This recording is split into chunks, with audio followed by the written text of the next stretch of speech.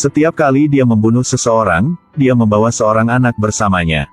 Anak-anak ini semuanya adalah anak-anak musuh, seorang pembunuh profesional papan atas. Dia membunuh tanpa pisau kedua. Satu langkah bisa membunuh 10 orang. Berjalan 100 langkah, tidak ada yang tersisa hidup. Bahkan pendekar pedang terkuat dalam sejarah dia hanya menggunakan satu gerakan untuk mengalahkan pendekar pedang itu. Seorang pria sendiri telah melenyapkan geng tentara. Sejak itu, ia menjadi terkenal di mana-mana. Orang-orang di Gipsy memanggilnya Kuah Hudang. Dang menemukan bayi terbaring di buayan. Dia hendak mencabut pedangnya untuk menghilangkan akarnya, tapi senyum anak itu terlihat begitu cerah. Ternyata kelopaknya jatuh dari pohon ke wajah Dang. Dang hendak meletakkan tangannya, tetapi ketika dia melihatnya, dia menangis tanpa henti. Dang mengembalikan kelopak bunga ke wajahnya. Akhirnya membuat bayi tertawa. Senyum inilah yang benar-benar melelehkan hati Dang yang beku. Itu adalah hal yang sama yang mengubah nasib di antara mereka berdua. Dangka tiba-tiba merasa bahwa kehidupan membunuh dan membunuh membuatnya lelah. Dia tidak ingin menjadi alat untuk membunuh orang lain. Jadi Dangka memutuskan untuk mencuci tangannya dan gantung pedang untuk merawat anak itu. Tetapi begitu mengkhianati organisasi, hanya ada satu cara untuk mati. Orang-orang di organisasi terus-menerus mengirim bawahan untuk berburu Dangka. Tapi orang-orang itu bukan ultimate-nya. Pada akhirnya, semua musuh dikalahkan oleh pedang legendaris yang disebut Tenka. Hari itu, Tenka sedang makan di restoran, dan pemiliknya juga memberikan secangkir teh gratis.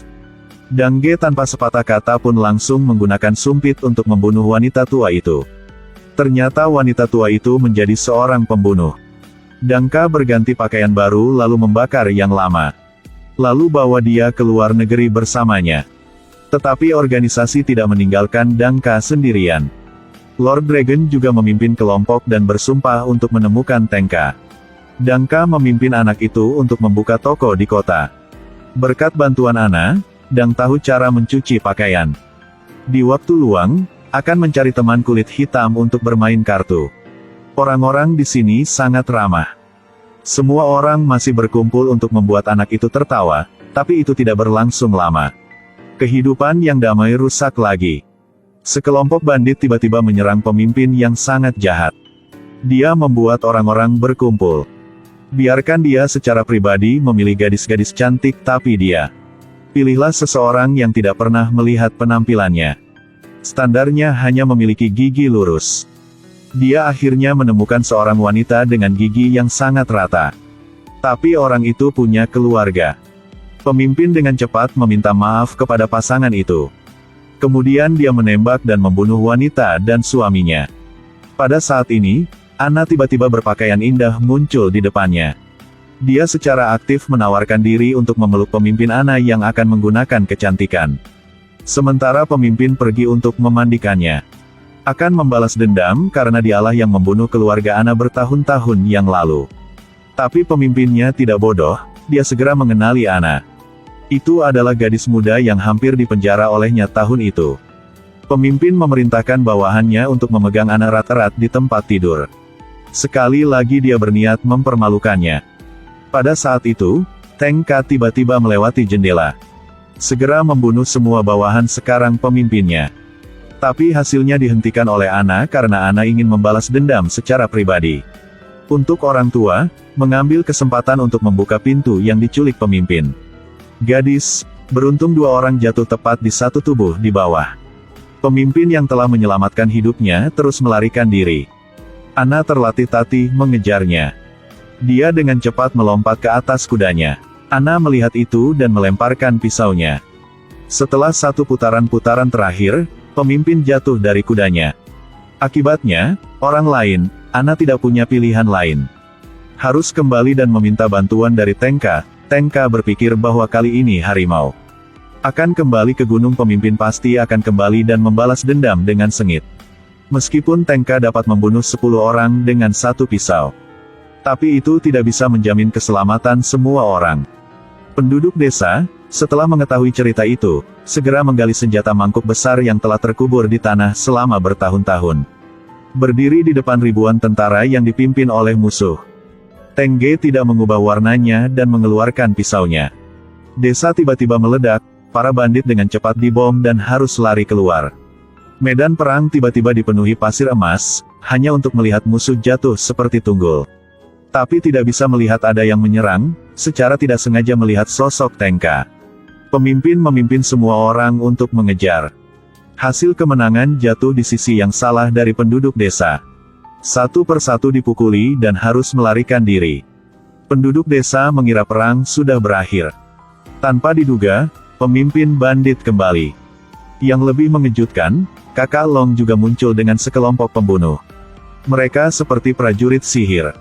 Mengelilingi penduduk desa, Kakak Long memerintahkan untuk membunuh. Tidak bisa mengendalikan satu orang meskipun beberapa bisa melawan dengan senjata. Tapi pembunuh ini cepat dan kuat dalam waktu singkat. Perang berdarah pecah. Pada saat yang paling kritis, Tengka mengambil tindakan untuk melenyapkan para pembunuh. Tapi pemimpinnya sudah menangkap anak itu. Dia sangat langka, Tengka, jika dia menembak, anak itu akan kehilangan nyawanya. Tengge tidak mengatakan sepatah kata pun dan terbang langsung ke arahnya. Tidak hanya memotong peluru secepat kilat. Dapat membantu anak itu tepat waktu. Pada saat ini, Ana muncul, dia mengambil pisau dan menikam pemimpin sampai mati. Akhirnya membalaskan dendam keluarga. Tapi ketika kalian bertiga hendak pergi, Tengka dihentikan oleh Tuan Long. Karena Tengka mengkhianati organisasi, Long hanya mengikuti perintah. Ini adalah dua pembunuh teratas. Dangka melakukan langkah pertama. Itu adalah serangan yang sengit tetapi tiba-tiba dengan mudah dihentikan oleh Long. Dalam pertempuran ini bahkan langit dan bumi akan berubah warna. Lama menggunakan sarungnya untuk mengusir Tengka. Serang dengan tangan yang lain dengan pedang suci. Dangka berjuang untuk segera menyelesaikannya.